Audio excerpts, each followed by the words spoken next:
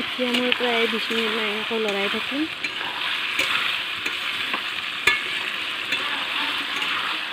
যিমানে মাংসটো ভাজা যায় সিমানে সোৱাদ হয়, তাৰবাবে মই 20 মিনিট 25 মিনিট এনেকৈ লৰাই ৰাখিম। এতিয়া মই ৰং গুড়া দিয়া নাই।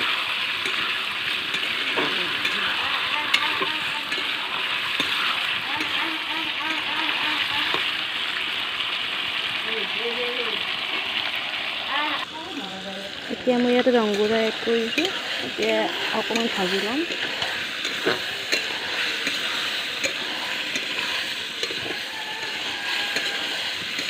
যেনে ইমান ধুনীয়াকৈ তেল ওলাইছে, হাঁহটো বহুত তেল হৈছিল। ইমান ধুনীয়াকৈ তেল ওলাইছে। এইবিলাক আমাৰ টেষ্টি হ'ব দেই খাবলৈ কিন্তু।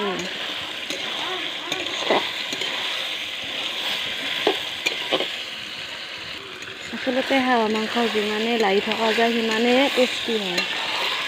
মই হাঁহ মাংস বনাই খুব ভাল পাওঁ। এতিয়া অলপ টাইম ঢাকনি মাৰি দিম সিজিবৰ বাবে। এতিয়া ঢাকনিখন গুচাই দিম অলপ টাইমৰ কাৰণে।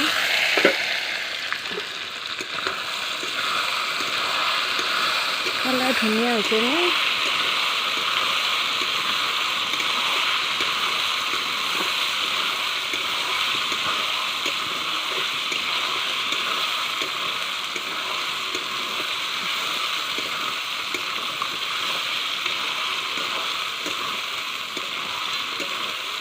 খাহী মাংস খাই কিন্তু তামাম মস্তি লাগিব দেই। মই ইয়াতে পানী দি লওঁ।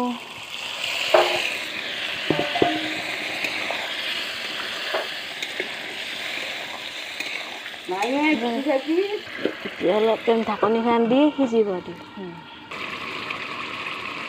ইমান ধুনীয়া হৈছে ক'লা ক'লা অমিতাৰে হাঁহৰ মাংস খাবলৈ ইমান সোৱাদ হয়। খায়ে টেষ্টি লাগিব আজি।